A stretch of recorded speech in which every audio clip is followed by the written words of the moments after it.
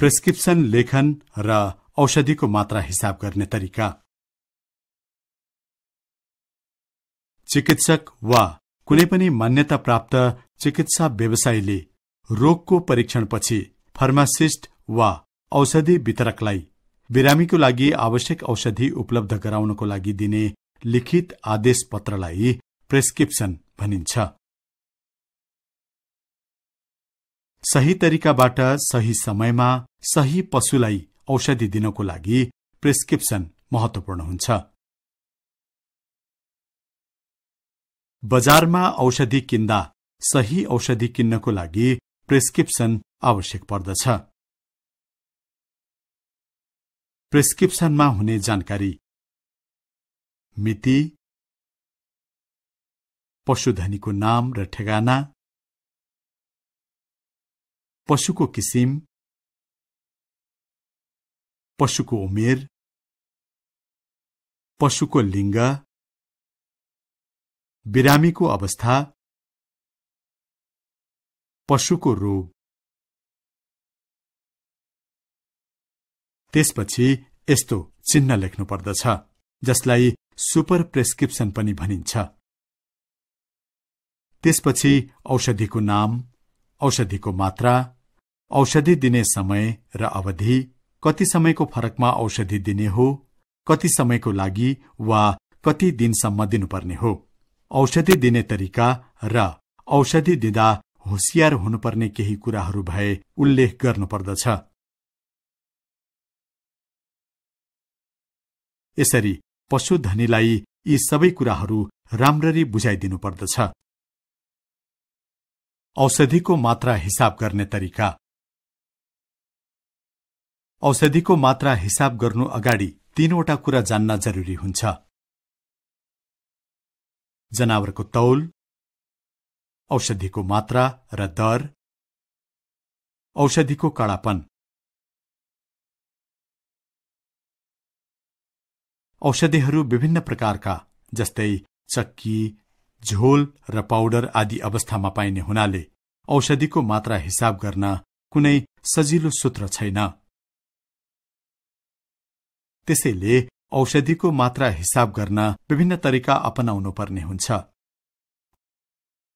चक्कीहरूमा औषधिको मात्रा।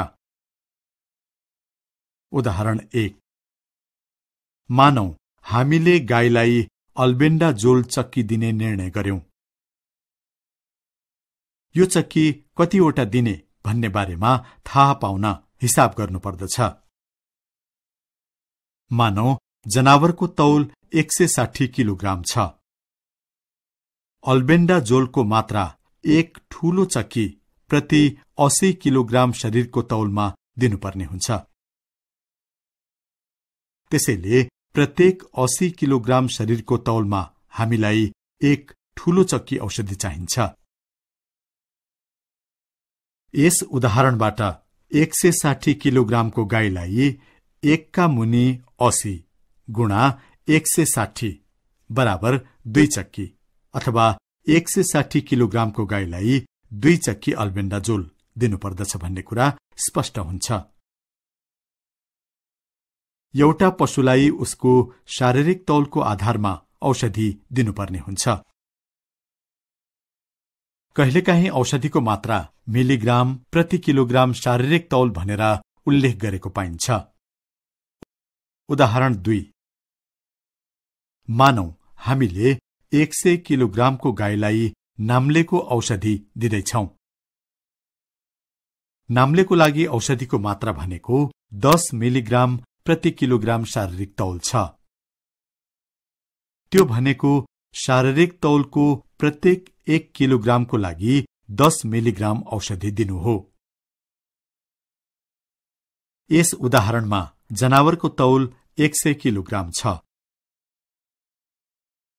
औषधिको मात्रा दर 10 मिलिग्राम प्रति किलोग्राम छ। औषधिको कडापन 1 चक्कीमा 100 मिलिग्राम औषधि हुन्छ, जुन लेभलबाट थाहा पाइन्छ। त्यसैले प्रत्येक 1 किलोग्राम शारीरिक तौललाई 10 मिलिग्राम औषधि चाहिन्छ। अथवा 100 किलोग्राम शारीरिक तौललाई 100 गुणा 10 इन्टु 100 मिलिग्राम औषधि दिनुपर्दछ। यस हिसाबबाट हामीले यस गाईलाई 1000 मिलिग्राम औषधि दिनुपर्ने बुझ्यौं। तर 1000 मिलिग्राम भनेको कतिवटा चक्की हो त? 100 मिलिग्राम औषधि बराबर 1 चक्की हुन्छ भने 1 मिलिग्राम औषधि बराबर 1 का मुनि 100 हुन्छ। तसर्थ 1000 मिलिग्राममा 1 का मुनि 100 इन्टु 1000 मिलिग्राम बराबर 10 चक्की हुन्छ। त्यसकारण 100 मिलिग्रामको 10 वटा चक्की दिनुपर्दछ। उदाहरण 3। झोल औषधिको मात्रा शारीरिक तौलको प्रत्येक मिलिग्राममा चाहिने मिलिलिटर हो। उदाहरणको लागि ज्यानिलको मात्रा दर 0.3 मिलिलिटर प्रति किलोग्राम हो। अर्को शब्दमा प्रत्येक 1 किलोग्राम शरीरको तौललाई 0.3 मिलिलिटर दिनुपर्दछ, अर्थात 100 किलो तौल बराबर 30 मिलिलिटर दिनुपर्दछ। जस्तै नामले जुका नियन्त्रण गर्न हामीले एउटा बाख्रालाई जानिल दिँदैछौं। यसको लागि हामीले निम्न कुराहरू थाहा पाउनु पर्दछ। बाख्राको शारीरिक तौल 30 किलोग्राम छ। जानिलको मात्रा दर 0.3 मिलिलिटर प्रति किलोग्राम। त्यसैले 1 किलोग्राम शारीरिक तौल भएको बाख्रालाई 0.3 मिलिलिटर जानिल चाहिन्छ भने 30 किलोग्राम तौल भएको बाख्रालाई 0.3 गुणा अर्थात 30 बराबर 9 मिलिलिटर।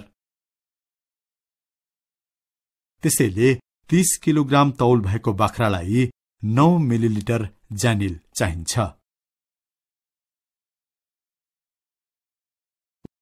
उदाहरण 4। मानौ अब हामी एउटा गाईलाई निमोनियाको उपचार गरौं। निमोनियाको उपचार गर्न हामीले गाईलाई अक्सीटेट्रासाइक्लिन सुई प्रयोग गर्दछौं। मानिलियौं गाईको शारीरिक तौल 200 किलोग्राम छ र अक्सीटेट्रासाइक्लिनको मात्रा 2 मिलिग्राम प्रति किलोग्राम शारीरिक तौलको हुन्छ। 1 किलोग्राम शारीरिक तौल भएको गाईलाई 5 मिलिग्राम औषधि दिनुपर्दछ। तर यस उदाहरणमा उक्त झोलमा खास कति कडापन छ थाहा पाउन जरुरी छ। मानौ औषधिको कडापन 50 मिलिग्राम प्रति मिलिलिटर छ।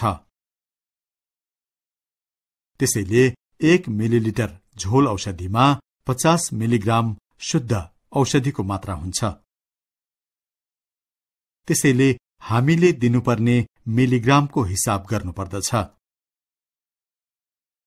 1 किलोग्राम शारीरिक तौललाई 5 मिलिग्राम औषधि चाहिन्छ, अथवा 200 केजीलाई 5 गुणा 200 1000 मिलिग्राम। त्यसैले 200 केजी शारीरिक तौललाई 1000 मिलिग्राम औषधि चाहिन्छ। उक्त पशुलाई सुई दिनको लागि कति मिलिलिटर अक्सीटेट्रासाइक्लिनमा 1000 मिलिग्राम हुन्छ भन्ने बुझ्नुपर्दछ। 50 मिलिग्राम औषधिमा 1 मिलिलिटर हुन्छ भने 1 मिलिग्राममा 1 का मुनि 50 मिलिलिटर हुन्छ। त्यसैले 1000 मिलिग्राम 1 का मुनि 50 गुणा 1000 बराबर 20 मिलिलिटर। त्यसैले 200 किलोग्रामको गाईलाई 20 मिलिलिटर अक्सीटेट्रासाइक्लिनको सुई दिनुपर्दछ।